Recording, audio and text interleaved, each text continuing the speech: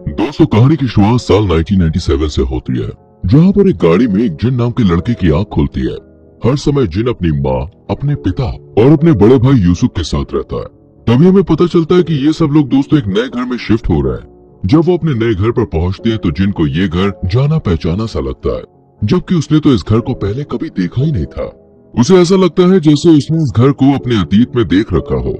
फिर हमें बताया जाता है कि जिन का भाई यूसुफ हमेशा से ही अपनी क्लास का टॉपर था और उसने अपनी ग्रेजुएशन भी एक टॉप यूनिवर्सिटी से की थी। वो खेल कूद में भी दोस्तों काफी परफेक्ट था, जिसने उसे लड़कियों के बीच काफी पॉपुलर बना दिया था। यूसुफ किसी भी तरह का कोई नशा नहीं करता था।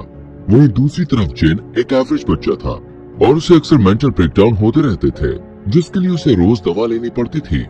जिनको लगता है कि उसके झंझट भरे जीवन में अगर वो किसी चीज पर गर्व कर सकता है तो वो सिर्फ उसका भाई यूसुफ है। एक साल पहले कार एक्सीडेंट में यूसुफ का पैर टूट गया था, जिसके कारण अब वो लंगड़ा कर चलता है। जिन और यूसुफ को एक साथ एक ही कमरे में रहना पड़ेगा दोस्तों, क्योंकि पिछले मकान मालिक ने अभी तक उस एक छोटे से कमरे को खाली नहीं किया था जिसमें यूसुफ रहने वाला था। रात को डिनर के समय जिन को ऊपर के उसी छोटे कमरे से कुछ आवाज सुनाई देती है, लेकिन उसका परिवार ऐसी कोई आवाज सुनने से मना कर देता है। बाद में उसी रात जिन को दोबारा उसी कमरे में तेज आवाज सुनाई देती है। फिर वो तहकीकात करने के लिए आगे बढ़ता है, लेकिन इससे पहले कि वो अंदर जा पाता उसका भाई यूसुफ उसे रोक लेता है। अब यूसुफ अपने छोटे भाई को बारिश में घुमाने बाहर ले जाता है। दोनों भाई पास ही की एक पहाड़ी की चोटी पर जाते हैं। जब वो दोनों मौसम का आनंद ले रहे होते हैं तो अचानक यूसुफ के पास उसके पिता का फोन आ जाता है और वो उसे जल्द से जल्द घर बुलाते हैं, जिसके कारण उसे जिन को पहाड़ी पर अकेला छोड़कर जाना पड़ता है। घर वापस जाते समय कुछ बदमाश यूसुफ को चारों तरफ से घेर लेते हैं और उसे किडनैप करने की कोशिश करते हैं।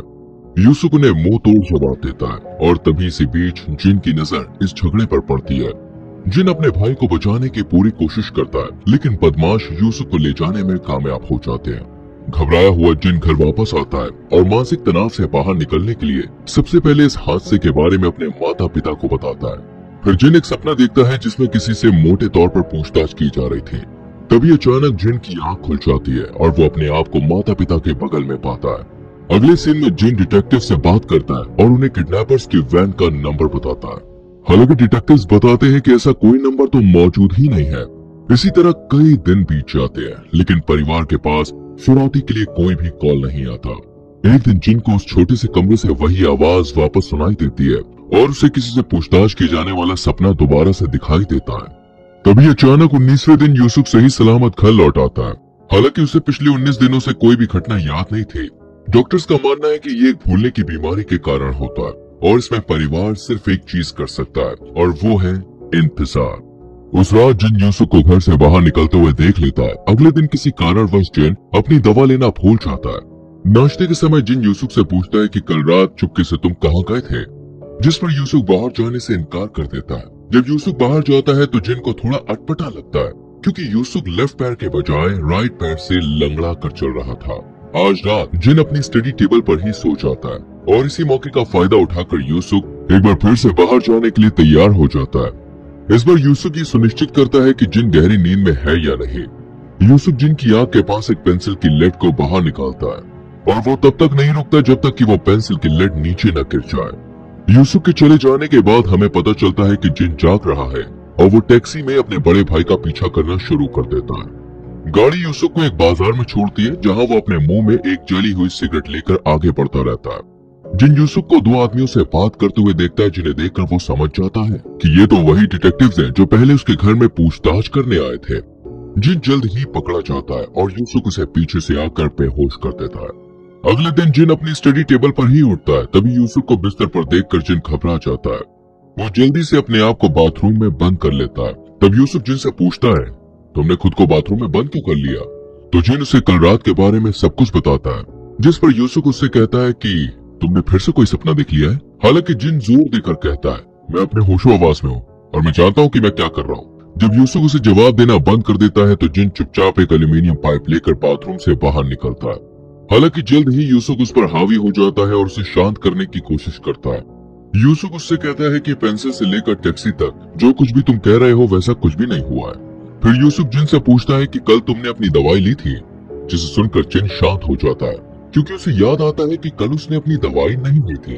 फिर जिन अपनी दवाई लेता है और यूसुफ दोबारा बाहर चला जाता है। यूसुफ के बाहर जाने के बाद जिन पढ़ाई करने के लिए अपनी स्टडी टेबल पर जाता है, तभी उसे वहाँ पर एक टूटी हुई पेंसिल लेड दिखाई देती है। अब जिन को यकीन हो जाता है कि यूसुफ उससे झूठ बोल रहा था। जिन फिर से सबके बारे में अपनी माँ को बताता है, जिस पर उसकी माँ उससे कहती है, मैं इसके बारे में तुम्हारे पापा से जरूर बात करूंगी। लेकिन जिन कहता है, हमें और सबूत इकट्ठे करने चाहिए। हालांकि बाद में उस रात जिन चुपके से अपनी माँ को यूसुफ से उसके बारे में बात करते हुए सुन लेता है। अब जिन को पता चल जाता है कि ये उसका असली परिवार नहीं है और ये लोग उसका परिवार होने का सिर्फ ढोंग कर रहे हैं। तभी जिन की माँ को बाहर जिन के मौजूद होने का एहसास होता है। फिर वो चेक करने के लिए जिन के कमरे की ओर जाती है, लेकिन जिन किसी तरह सही समय पर अपने बिस्तर पर वापस आने में कामयाब हो जाता है। उसकी माँ के जाने के बाद जिन खिड़की से कूदकर घर से बाहर निकल जाता है और इस प्रक्रिया के दौरान उसे चोट भी लग जाती है। तभी बाहर उसकी मुलाकात उसके नकली पिता से होती है और कुछ ही देर में जिन की माँ भी बाहर आ जाती है। जब जिन के पिता उसे रोकने की कोशिश करते हैं तो जिन उन्हें धक्का देकर भाग जाता है। जिन की माँ जल्दी से गुंडे को उसके पीछे भेजती है, लेकिन जिन किसी न किसी तरह से पुलिस स्टेशन पहुंच ही जाता है और उस गुंडे से पीछा छुड़ाने में वो कामयाब हो जाता है। फिर जिन पुलिस को पूरा माजरा बताता है और वो पुलिस डेटाबेस में उसका नाम खंगालती है। वो बताते हैं कि जिन का जन्म 1977 में हुआ था और वो 41 साल का है।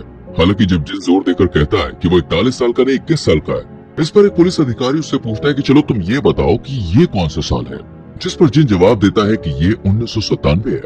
लेकिन अधिकारी ये खुलासा करता है कि ये 1997 नहीं 2017 है। जिन ये सुनकर हैरान रह जाता है और चारों तरफ देखता है। तभी उसे कुछ लड़कों के हाथ में मोबाइल फोन दिखाई देता है। साथ ही उसे टीवी पर एक न्यूज दिखाई देती है जिसमें साउथ कोरियन प्रेसिडेंट मून जे-इन और अमेरिकन प्रेसिडेंट डोनाल्ड ट्रंप एक साथ दिखाई देते हैं।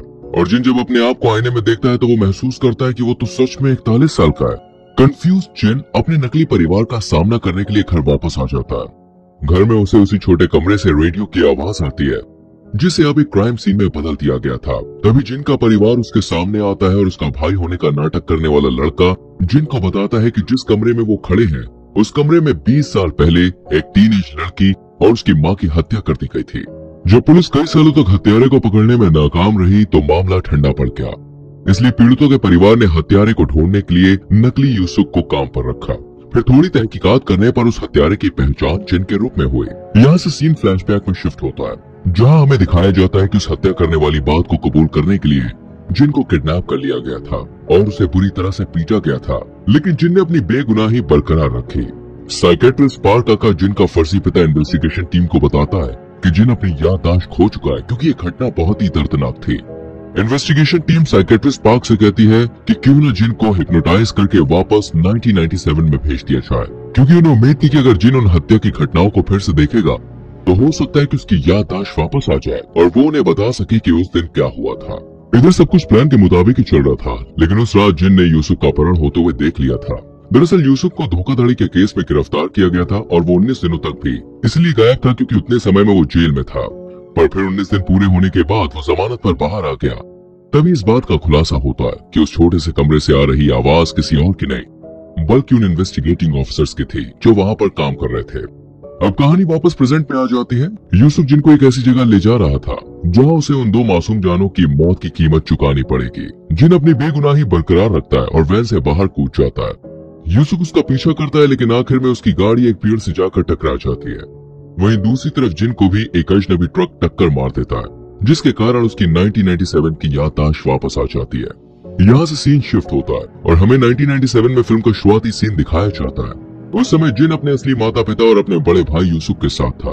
तभी अचानक एक कार एक्सीडेंट में दोस्तों उसके माता पिता की मौत हो जाती है और उसका बड़ा भाई यूसुफ बुरी तरह से घायल हो जाता है। यूसुफ की सर्जरी करवाने के लिए जिन को पैसों की सख्त जरूरत थी, लेकिन 1997 क्राइसिस की वजह से यह बहुत ही कठिन समय था।